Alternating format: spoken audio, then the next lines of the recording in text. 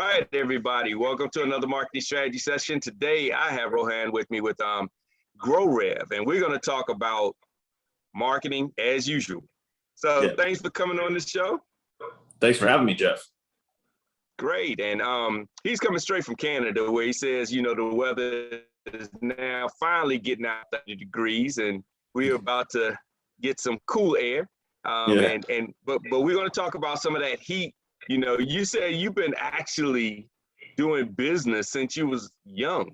I mean, very young. And tell us more about that story. That was real interesting. Yeah, I've been in business specifically or entrepreneurship since I was like essentially the age of 15. Been drop shipping before drop shipping became a big thing. Like I was bringing products in from China and then turning around and selling them here in Canada and making a decent amount of money, and then eventually did door-to-door sales. And then started doing contract work for a direct sales company, did that for a long time, did it very, very well at a young age, and then eventually got into direct response marketing, and then kind of just been focused on building the business on what I've built since then. I've had multiple companies that I've helped build, scale up, and even exit. And then now been part of an agency that I've been growing for the last 8 years as a pretty stable income behind the scenes. Oh, wow, man. So you've been at a lot of different parts of sales and marketing. And now you said, you know, with direct response marketing, that's changed a lot since early 2000s, definitely since the 90s. But I mean, it's changed so much. What kind of changes have you seen, and what type of advantages have you seen over the years? Well, when I came into the direct response world, when the internet was just kind of internet marketing was just becoming mainstream. Like people were just starting to talk about it. I would say it was even before it was mainstream, to be honest. I've been in it since before Facebook ads, to kind of give you some context. And like, that's how long I've been doing this for. And you know, when I first got started, it was Google ads and SEO was the big thing. And then eventually Facebook became the next big thing. We started scaling Facebook pretty heavily. One thing led to another. You know, we've been able to spend a lot of money online over the few years, and every single year things get difficult, but things also just get easier because, you know, your skill set just gets easier. It's just kind of like a 50-50 draw on kind of what goes on. But I've seen this entire industry from the digital marketing, online marketing space transform completely. You know, like I remember being on Facebook and you could run whatever the heck you wanted before and never get shut down, to, you know, today there's so much policy that goes into Facebook that you got to really be careful on what is actually happening with it. Yeah, and I've been shut down myself with Facebook for accounts that I haven't even ran ads on. And I'm like, what have I violated here? You know, I guess I violated the fact that I didn't run ads on that particular account. But it's just real touchy now with the online platforms. And now, as of yesterday, Facebook shutting down, and, you know, Instagram and WhatsApp. It's real interesting times. And, you know, we got all these new platforms that pop up. Are you one of the ones that once a new platform pops up, you run and test it out, or you kind of let it go for a while?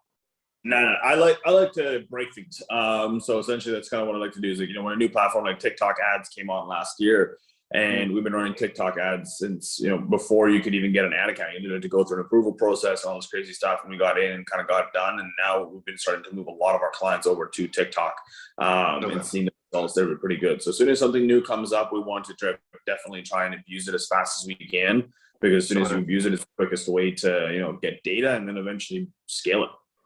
Okay. And as far as, like, you know, when is it time? Because like with your companies, you've done exits. So it's the same thing with these platforms. When do you see the signs to exit? Now, I'm a name like one, like Snapchat. Everybody was on Snapchat at one time. And then it kind of, after the other platforms integrated into their platform, the same type of capabilities, Snapchat kind of wasn't the big thing. So most people start exiting. When do you kind of see those signs and say, okay, I might want to move away from this platform? The thing is, I don't think there's ever a time to exit, like in terms of platform marketing. It's just really understanding how the audience works on there at any given time. Because at any given time, these platforms wouldn't exist if there wasn't an audience still. And if there still wasn't users on the platform. Like Snapchat still does extremely well for us for ads. We abused it, absolutely abused it in 2018, did extremely well with it. And then it got interesting. There's more attention going different places, but then you find different offers that work on those platforms. And when people are leaving platforms, but people are still staying on it, you're getting the cost benefits of being on those platforms at the same time. So it's just understanding how to do it. Yes. Are there always going to be the two stable foundational networks? Like right now, it's like YouTube and Facebook. Absolutely. But it's like making sure that you understand what's actually on in other places is going to be the big part. Okay, and you make a good point. I mean, it's understanding the platform and the audience that's on that platform versus, I guess, how we've been taught in college marketing. You're going to create this mad message that's going to be just magical, and the words are going to make people want to do business with you. 100%. And it's really not like that. I mean, it's understanding this is what the audience wants to hear, how they want to see it, TikTok. TikTok has a way of presenting the content that really works with them. I mean, I know it's addicting for me. Now, this is a personal question. Do you advertise on TikTok usually at night? Is it like your ads run usually night? Because I know I am addicted to TikTok, and usually around 11 o'clock, I will be on TikTok for hours, just scrolling, in the middle of the night. And I know all my friends and family hate it because I'll forward, I'll share with them, and it'll be 1 a.m. You get these shares from me from TikTok. So I was wondering if that might be a good time to pretty much put your ads up because of that. Yeah, but it's just making sure we're not focused specifically on a nighttime driven traffic. Like good old infomercial days where you only ran ads on, they were only ran on infomercials. Infomercials were late at night because everybody awake and watching it at that point in time. It's more focused now just because at the end of the day, when it's daytime here, it's nighttime somewhere else. And then when it's nighttime here, it's daytime somewhere else. It's making sure you're hitting those countries that also are balanced at the exact same time. So we don't do campaigns that are specifically just focused on time zones. It's just kind of run the campaign and let the algorithm do its thing, and knowing exactly how to buy that media is one of the specifics that we really focus on. Okay, and that makes sense. That makes sense. And I always preach omnichannel. So with your ads, do you do like ads on one platform and then remarket them or retarget them on another platform and work it that way? Yeah, 100%. Omnichannel. I've been doing, we were one of the very first agencies that talked about doing multi-network paid traffic for companies. Before people would use like a Google agency and then a Facebook agency and then a TikTok, Snapchat agency, whatever you want to call it. We were one of the very first ones that built an entire in-house team that could take you across every single thing. And the reason being is, let's just say you're doing well on Facebook. One day Facebook takes you down. Google's got to be up at the exact same time. So within our team, it's very fast. And then, but like a lot of offers on Pinterest, for example, we use Pinterest just as an omni-channel, more of an omnipresence platform versus a conversion metric. So it's like you're building your audience there and then remarketing them on platforms where they can actually convert. Okay. Yeah, that's a great way of approaching it. Now, is it difficult to, I guess, get your actual clients to understand the methodology behind it, or the marketology? I guess I'll coin, I'll put in the marketology in there, but the marketology behind that. Not really, because I think it's got before, yes, I'd say it was a lot more difficult because people were so infatuated with, just one or the other. But I think now as people have gone through feeling the pains of all the different networks and what they can and can't do and kind of get away with, it's gotten to a point where they really are more susceptible and understanding why we offer what we offer. So it makes a conversation a lot easier.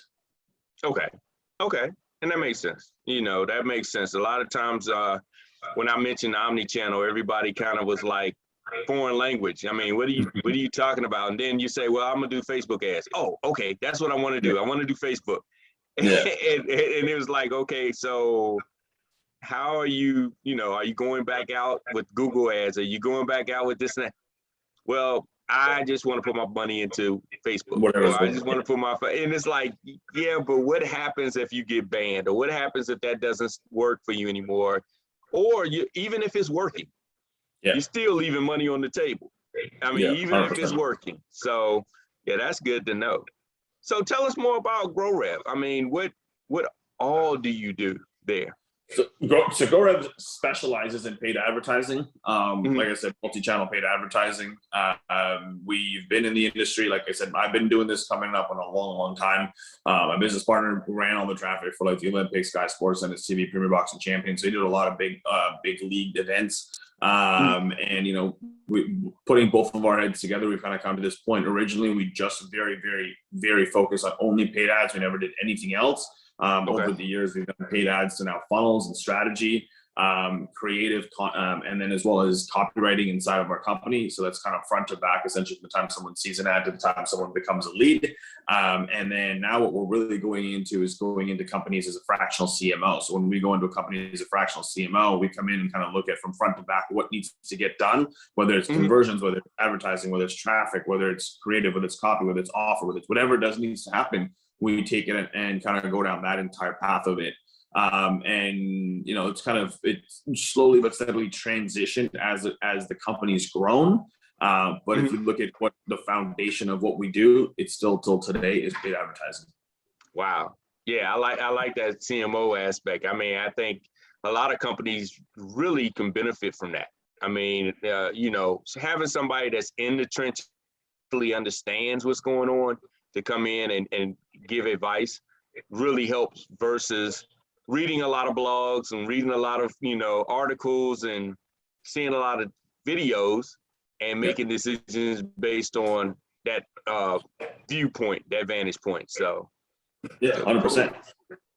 Cool. Well, hey man, I appreciate you giving, you know, the knowledge that you've given. Are there any like final points that you want to give? You know, tidbits that you want to give? I think overall, you know, for people that really want to see what I'm doing, what is going on, to be honest, it's just, if you really want to see behind the scenes, I do a lot of behind the scenes on my Instagram and my YouTube. Those are really the two pieces where it's like I can share a lot more kind of based on what people are going on. I think the reason why, you know, being on podcasts like yours is just getting people an understanding of what can happen.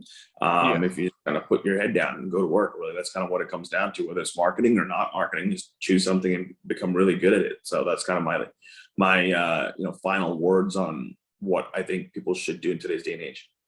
Hey, I appreciate it. And then my final is, you know, where can I get a tracksuit like that? I mean, you know, they don't sell that here, you know, and you're the drop shipping king from back in the day. So, you know, you probably got some connects. You probably got it on. It's just a Nike outlet, man. Like, that's all I got it from. That's it. Yeah, but what I'm looking at is that collar. We don't get it with those big collars like that. It's more of a hood. Oh man, that's slick. I mean, that keeps you warm right there. So we need it in Canada. I know. But yeah, I do appreciate so much you coming on and sharing it. And you know, everybody, I hope y'all good. The Omnichannel is the way to go. You have to look at more than just one platform, more than one egg in a basket. You need to look at how can you spread your campaigns across multiple platforms and have them work together. So, you know, if you ever are looking to do it, reach out to Rohan and grow Rev and find out how they can help you. Find out, at least inform yourself, at least go to his channels and inform yourself. And when you see it's a good fit, reach out to him, because there's no sense in stagnating and stalling your business just because you feel like you just want to use one technique when there's so many others that can help you. Absolutely. So well, Jeff, thanks again for coming on, man. Yeah, it's a pleasure, man. We got to stay in touch. Looking forward to it.